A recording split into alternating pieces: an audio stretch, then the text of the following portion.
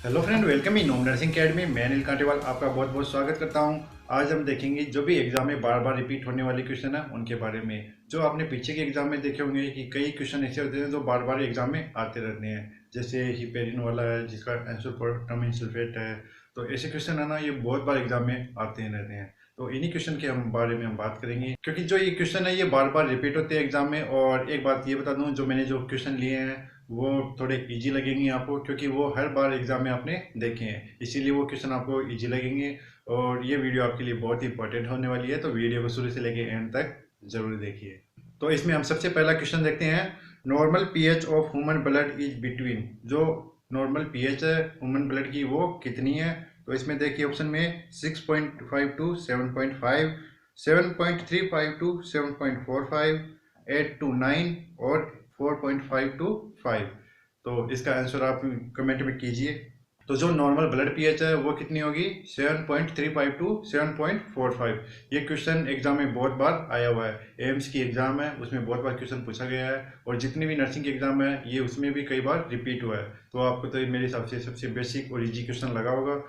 तो आपने pH scale देखी होगी। पीएच स्केल में आपने देखा होगा जो भी रेटिंग है वो कितनी होती है, 0 से लेके 14 तक। 0 से लेके 14 तक। 0 की साइड में क्या है, एक्सेस एसिडिक, और 14 की साइड में क्या है, एक्सेस बेसिक, और बीच में जो 7 है वहाँ पे क्या होता है, न्यूट्रल। ठीक है, 7 पे क्या होता है, न्यूट्रल। तो अब इसमें मैंने क्या बोला है कि जब ब्लड की पीएच है वो क्या होती है, स्लाइटली बेसिक। ठीक है, स्लाइटली एल्केलाइन होती है। क्यों? क्योंकि उसके 7 की कितनी है, 7.5 टू लेकर 7.45। ये क्या है, उसकी ब्लड पीएच। तो ब्लड की पीएच कैसी है, स्लाइटली एल्केलाइन। ठीक है, ये ब्लड की पीएच के बारे में। इसमें नेक्स्ट क्वेश्चन देखिए। ECG toll T wave seen in case of, जो ईसीजी में जो आप टॉल टी वेव देखते हैं ये कौन से केस में आपको देखने को मिलती है। ऑप्शन में देखिए, हाइपरनेट्रीमिया, हाइपोकेलेमिया, हाइपरकेलेमिया या मायोकार्डियल इन्फार्क्शन।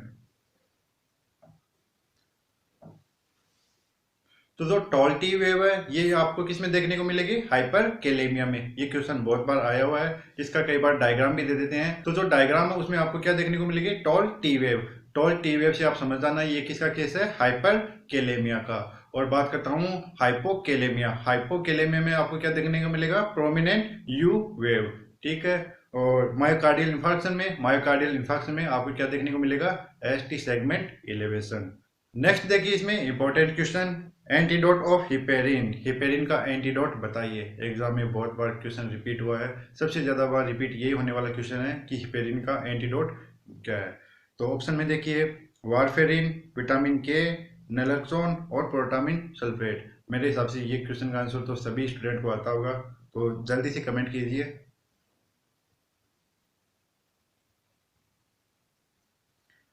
तो जो हिपेरिन का एंटीडोट है वो कौन सा है, वो है प्रोटामिन सल्फेट। प्रोटामिन सल्फेट यह क्या है, बेसिक प्रोटीन है जो किससे बनी होती है, फिश के स्पर्म से। जो प्रोटामिन सल्फेट है ये एक बेसिक प्रोटीन है, और ये किससे बनी होती है, जो भी फिश होती है उसके स्पर्म से बनी होती है। और जो भी 1 mg प्रोटामिन सल्फेट है ये 100 यूनिट जो भी हिपेरिन है उसको क्या कर सकता है, न्यूट्रलाइज कर सकता है। ठीक है, ये कुछ इंपॉर्टेंट लाइन है, आपको बेसिक बातें इसके बारे में पता होना चाहिए। इसमें नेक्स्ट क्वेश्चन देखिए, most common cause of blindness in India. ये क्वेश्चन बहुत बार रिपीट हुआ है। इंडिया में मोस्ट कॉमन कॉज क्या है ब्लाइंडनेस का, उसका बारे में देखिए। तो ऑप्शन में देखिए, विटामिन ए डिफिशियंसी, कैटारेक्ट, ग्लूकोमा और ट्रेकोमा। तो जो इसका आंसर होगा वो होगा क्या होगा, कैटारेक्ट। कैटारेक्ट क्या है, क्लाउडीनेस ऑफ लेंस। जो भी लेंस है, आई का लेंस है, उसमें आपको क्या देखने को मिलेगा, क्लाउडीनेस देखने को मिलेगा। जैसे आप डायग्राम देख सकते हो, इसमें आपको क्लाउडीनेस देखने को मिल सकता है किसमें, जो आई का लेंस है उसके अंदर। नेक्स्ट क्वेश्चन देखिए, the heat regulatory centre of the body is located at. जो बॉडी का हीट रेगुलेटरी जो सेंटर है वो कहाँ पे लोकेटेड है, ब्रेन में, उसके बारे में देखिए। ऑप्शन में देखिए, medulla oblongata, thalamus, limbic system और हाइपोथैलेमस। तो इसका आंसर क्या होगा, तो इसका आंसर होगा वो होगा फोर्थ नंबर का, हाइपोथैलेमस। हाइपोथैलेमस ये क्या है, हीट रेगुलेटिंग सेंटर है।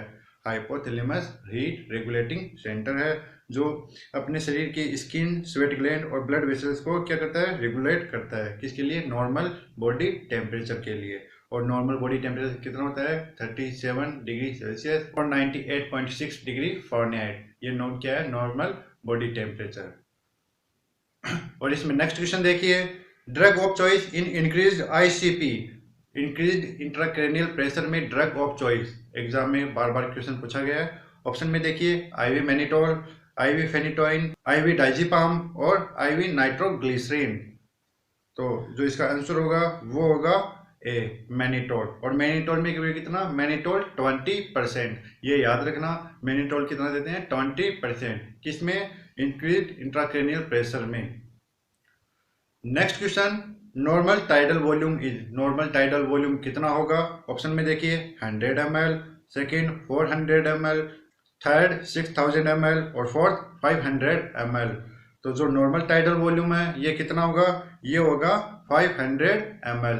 मैंने इससे पहले जो पल्मोनरी फंक्शन टेस्ट है इसके बारे में जो वीडियो बनाया था उसमें मैंने बताया था कि नॉर्मल टाइडल वॉल्यूम है ये कितनी होती है, ये होती है 500 ml। और जो 6000 ml है ये क्या है, टोटल लंग कैपेसिटी। ठीक है, इन दोनों के बारे में याद रखना, टाइडल वॉल्यूम और लंग कैपेसिटी, एग्जाम में इनमें से क्वेश्चन रिपीट हुआ है। अब इसमें नेक्स्ट क्वेश्चन देखिए, वो लिया है मैंने कहाँ से, फ्रैक्चर से। फ्रैक्चर से भी एक क्वेश्चन आता है, तो जो रिपीट होने वाला क्वेश्चन है वो कौन सा है, most common type of fracture seen in children. Children में मोस्ट कॉमन टाइप कौन सा है फ्रैक्चर का, उसके बारे में बताइए। ऑप्शन में देखिए, Colles fracture, Pott fracture, greenstick fracture और पैथोलॉजिकल फ्रैक्चर। तो आपके अनुसार इसका आंसर क्या होगा।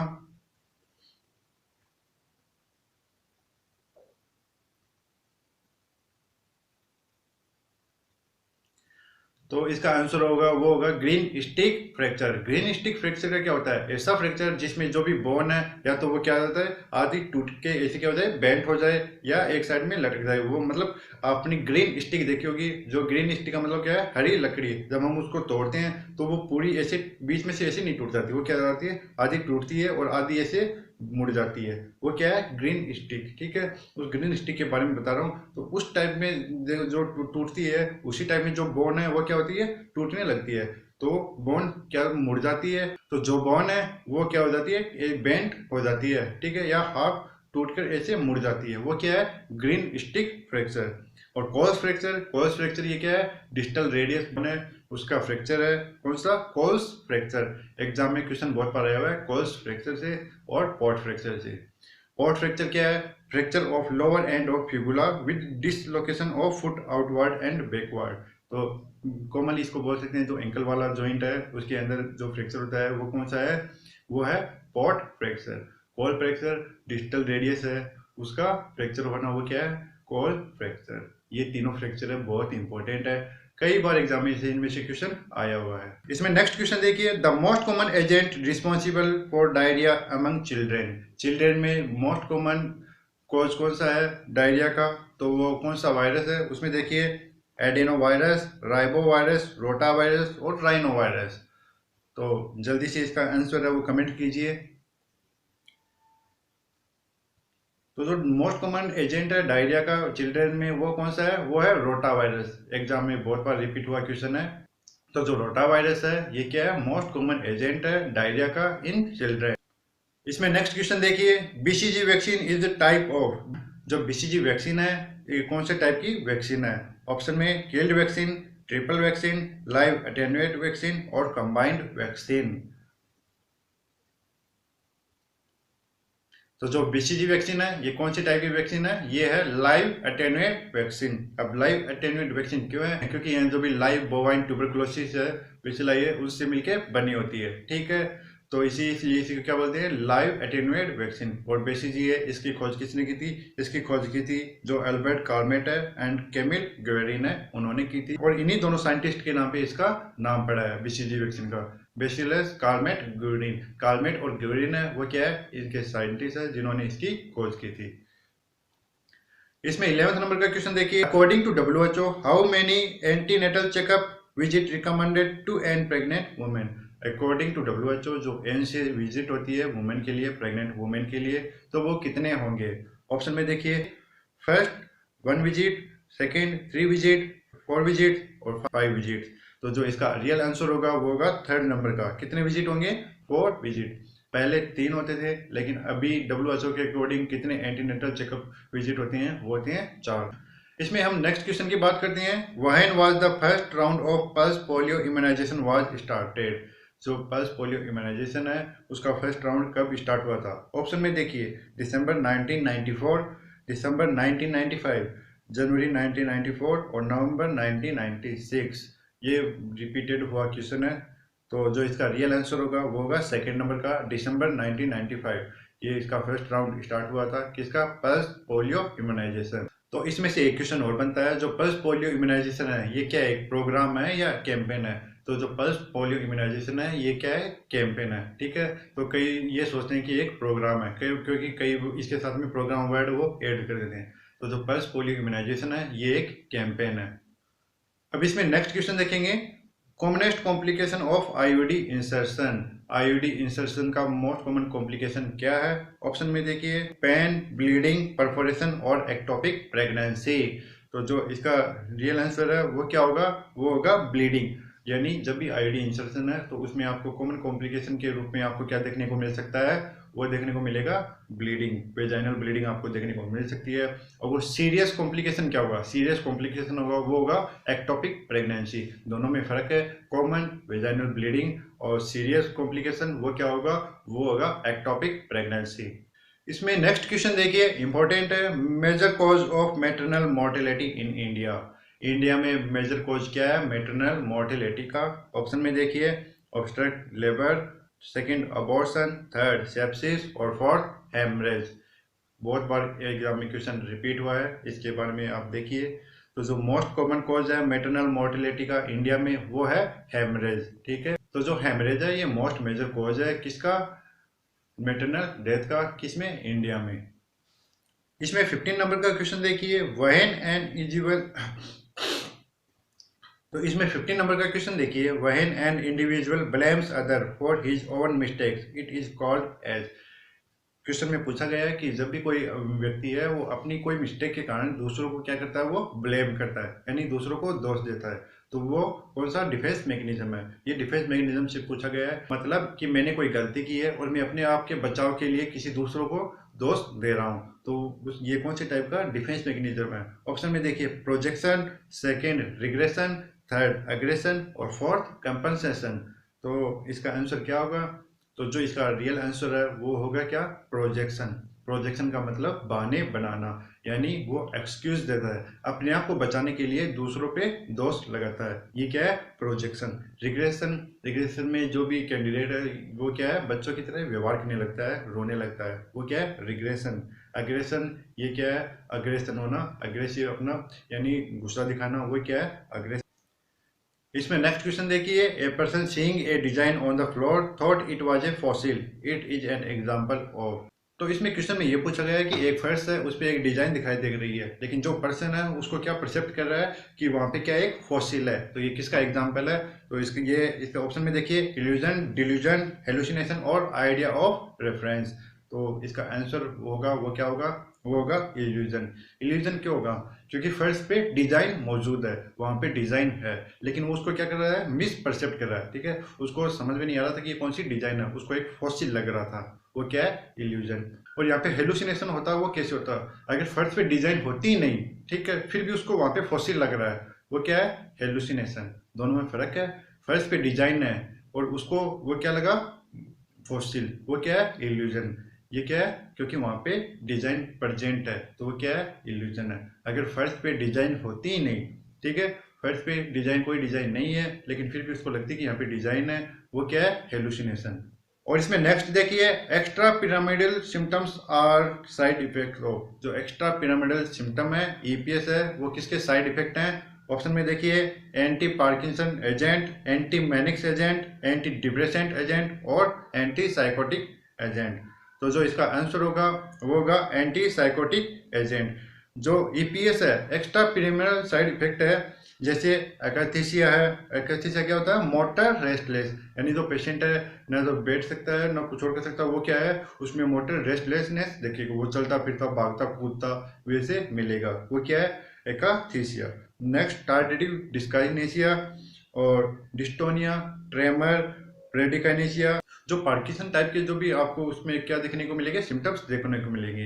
ये किसके साइड इफेक्ट हैं? ये जो भी एंटी साइकोटिक ड्रग है जैसे हेलोपेरिडोल है, वो क्या है, एंटी साइकोटिक ड्रग है, उसके साइड इफेक्ट है, तो इसको क्या बोलते हैं हम, एक्स्ट्रा पिरामिडिकल सिम्टम। इसमें नेक्स्ट क्वेश्चन देखिए, the most effective treatment for alcoholism, alcoholism के लिए मोस्ट इफेक्टिव ट्रीटमेंट क्या है? ऑप्शन में देखिए, psychotherapy, total abstinence, alcoholic anonymous और एवर्जन थेरेपी।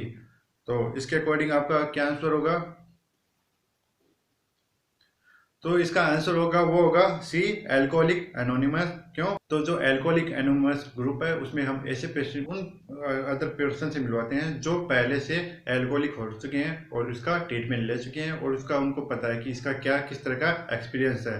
वो अपना एक्सपीरियंस उसके आधार पे शेयर करेंगे कि ये सही है, गलत है, उन्होंने ये एल्कोहल छोड़ने की कोशिश की थी तो क्या हुआ, क्या नहीं हुआ, हर एक चीज़ उस पर क्या होते हैं वो बताते हैं। तो इसके लिए मोस्ट इफेक्टिव ट्रीटमेंट क्या है एल्कोहलिज्म के लिए? वो है एल्कोहलिक एनोनिमस।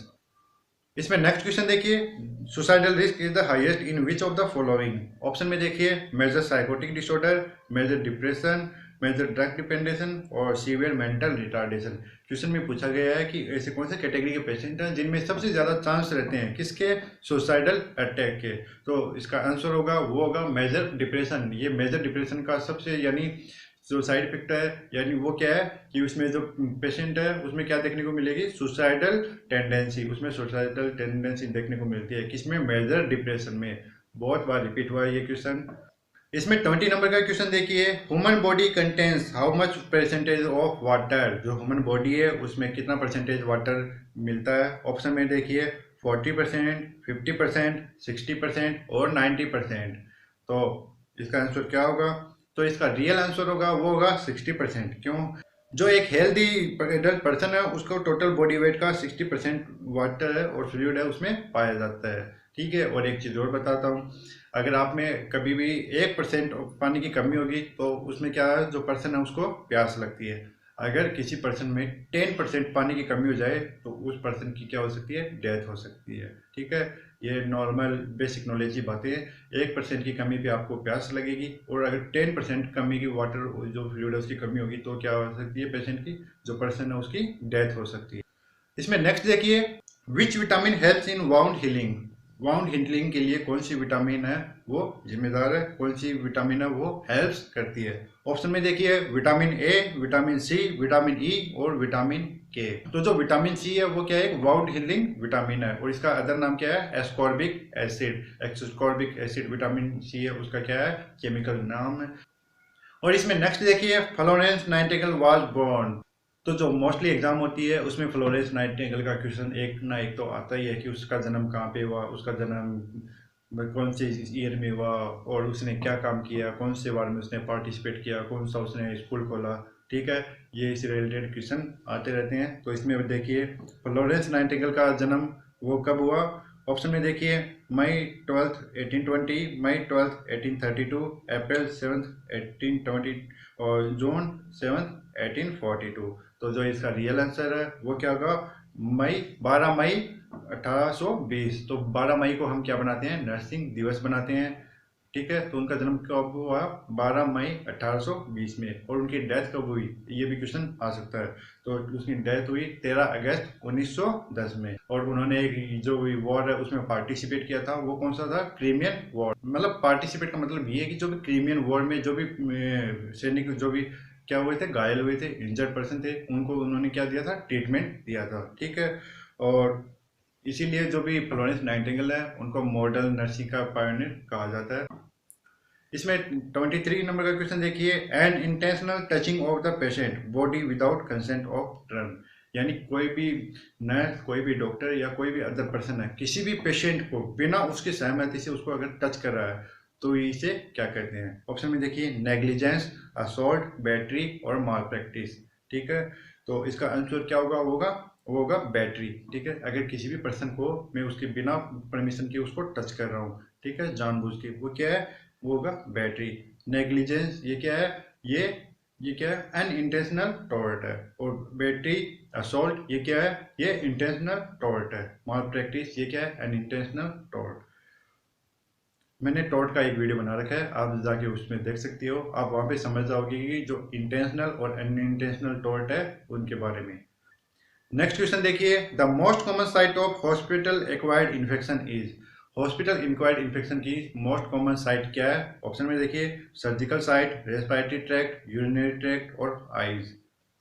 तो जो इसका रियल आंसर होगा वो होगा थर्ड नंबर का, यूरिनरी ट्रैक्ट इन्फेक्शन। यानी जो भी कई बार कोई पेशेंट है उसको अगर हम क्या लगाते हैं, इनवेलिंग कैथेटर लगाते हैं, तो 80% केसेस उसी में चांस रहते हैं किसके, इन्फेक्शन के। ठीक है, तो जो यूरिनरी ट्रैक्ट इन्फेक्शन है वो मोस्ट कॉमन साइट है किसके लिए, हॉस्पिटल एक्वायर्ड इन्फेक्शन के लिए। इसमें नेक्स्ट क्वेश्चन देखिए, most effective way to prevent cross infection in hospital setting. तो जो हॉस्पिटल सेटिंग है उसमें मोस्ट कॉमन इफेक्टिव वे क्या है किसको, इन्फेक्शन रोकने के लिए। बहुत इंपॉर्टेंट क्वेश्चन है, रिपीटेड क्वेश्चन है। ऑप्शन में देखिए, hand washing, use alcohol based hand रब बिटवीन पेशेंट, स्क्रीन विजिटर्स और इंश्योर एडिक्वेट वेंटिलेशन। तो सबसे ज़्यादा इंपॉर्टेंट होती है वो क्या होती है, वो होती है हैंड वॉशिंग। इन्फेक्शन को रोकने के लिए सबसे ज़्यादा जरूरी क्या है, हैंड वॉशिंग जरूरी है। कोई भी पेशेंट अगर उसको टच करे, अगर उसका कोई भी हम प्रोसीजर करे, तो पेशेंट को टच करने के बाद में अगर हम वापस से वो इधर आए तो उसको क्या करना जरूरी है, वो जरूरी है हैंड वॉशिंग। इंपॉर्टेंट चीज़ है, इन्फेक्शन को प्रिवेंट करने के लिए सबसे ज़्यादा जरूरी है वो है हैंड वॉशिंग। इसमें नेक्स्ट क्वेश्चन देखिए, method use while administering irritating medication via. तो इस क्वेश्चन में ये पूछा गया है, जो एक पेशेंट है हम उसको इरिटेटिंग ड्रग दे रहे हैं आईएम से, तो उसको कौन सा रूट काम में लेंगे? ऑप्शन में देखिए, deep IM method, subcutaneous, stilling method और जेट ट्रैक मेथड। तो ऑप्शन में इसमें देखो सीधी सी बात है, क्या दे रहे हैं हम उसको, आईएम इंजेक्शन दे रहे हैं। वो भी कौन सी ड्रग है, इरिटेटिंग ड्रग। तो उसके लिए कौन सा मेथड काम में लेंगे, जेट ट्रैक मेथड। ठीक है, जेट ट्रैक मेथड मैंने पहले भी बता रखा है कई बार। जेट ट्रैक मेथड में कैसे इंजेक्शन देंगे, यानी जो भी साइट है उसके ऊपर की जो ओवरलेइंग स्किन है उसको साइड में करेंगे, इंजेक्शन लगाएंगे, इंजेक्शन को इंजेक्ट करेंगे, फिर वापस से उसको इंजेक्शन को निकाल के उसको छोड़ देंगे। ठीक है, तो ये कौन सी ट्रिक है, ये कौन सा मेथड है, ये है जेट ट्रैक मेथड। एग्जाम में 2-3 बार क्वेश्चन आ चुका है, जो प्रीलिम्स वाली एग्जाम में क्वेश्चन आया था, जीएमसी 2016 में भी इसका क्वेश्चन आया हुआ है। नेक्स्ट क्वेश्चन देखिए, concentration of oxygen present in expired air. जो भी एक्सपायर्ड एयर है उसमें ऑक्सीजन की कंसंट्रेशन कितनी होती है? ऑप्शन में देखिए, 71.04%, 16%, 21% और 1%। तो जो इसका आंसर होगा वो क्या होगा, वो होगा 16%। और इंस्पायर्ड एयर कितनी होती है, वो होती है 21%। एक्सपायर्ड एयर कितनी होती है, वो होती है 16%। ये दिल्ली एम्स में पूछा गया था क्वेश्चन। इसमें नेक्स्ट क्वेश्चन देखिए, the nurse administer ear drop to a 7 year old child, how does the nurse pull the patient's ear. एक नर्स है वो क्या है, 7 साल के जो भी बच्चे हैं उसको क्या दे रही है, ड्रग एडमिनिस्टर कर रही है उसके ईयर में आई ड्रॉप डाल रही है। ठीक है, तो वो कौन सा मेथड काम में लेगी? ऑप्शन में देखिए, जो ईयर पिन है उसको पकड़ के क्या करेगी, आउटवर्ड करेगी या बैकवर्ड करेगी, अपवर्ड एंड बैकवर्ड करेगी या बैकवर्ड एंड डाउनवर्ड करेगी। तो तो इसमें हम पहले क्या करेंगे, कैटेगराइज करेंगे जो भी पर्सन है उसको, यानी इसमें चाइल्ड लिखेंगे। अगर 3 साल से कम है तो उसका ईयर पिन है उसको पकड़ के क्या करेंगे, डाउन एंड बैक। अगर 3 साल से बड़ा है तो ईयर पिन है उसको पकड़ के क्या करेंगे, अप एंड बैक। ये क्या है, इसका मेथड है। ठीक है, 3 साल से अगर छोटा होगा तो क्या होगा, ईयर पिन को पकड़ के कैसे ड्रॉप डालेंगे, ईयर पिन को पकड़ेंगे, उसको डाउन करेंगे और बैकवर्ड करेंगे। अगर 3 साल से बड़ा है, ठीक है, तो उसको ईयर पिन को क्या करेंगे, ईयर पिन को पकड़ के अपवर्ड और बैकवर्ड करके उसको अंदर क्या डालेंगे, हम उसको मेडिकेशन डालेंगे। इसमें नेक्स्ट है 30 नंबर का क्वेश्चन देखिए, विच of the following is not an isotonic fluid. तो आपको ऑप्शन में दिया गया है कि इनमें से कौन सा फ्लूइड है वो आइसोटोनिक फ्लूइड नहीं है। ऑप्शन में देखिए, 0.9%, NS, RL और dextrose 5% in water, dextrose 5% in normal saline. तो जो इसका रियल आंसर होगा वो क्या होगा, D, dextrose 5% in normal saline. ये क्या एक हाइपरटोनिक फ्लूइड है। तो अब इसमें क्या, ऑस्मोलैरिटी के आधार पर जो फ्लूइड है वो 3 टाइप के होते हैं, हाइपोटोनिक, आइसोटोनिक और हाइपरटोनिक।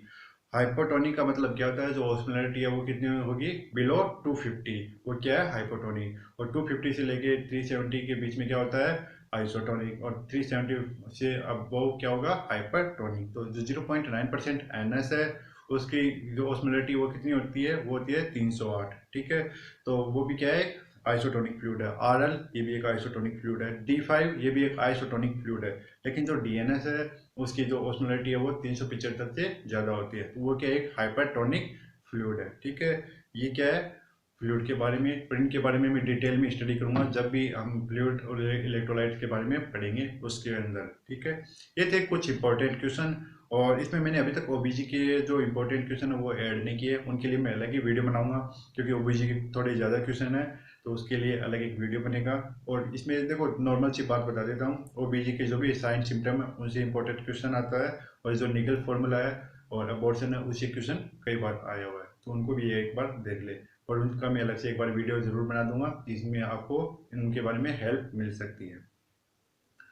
तो ये थे कुछ इंपॉर्टेंट क्वेश्चन। आई होप आपको वीडियो पसंद आया। अगर आपको ये वीडियो पसंद आया तो इसे लाइक करें, कमेंट करें, शेयर करें। अगर आपने अभी तक हमारे चैनल को सब्सक्राइब नहीं किया तो हमारे चैनल को भी सब्सक्राइब कर लीजिए, क्योंकि हम ऐसे ही अच्छे वीडियो आपके लिए लाते रहेंगे। फिलहाल के लिए इतना ही। ओम नर्सिंग अकेडमी से जुड़ने के लिए आप सभी का धन्यवाद।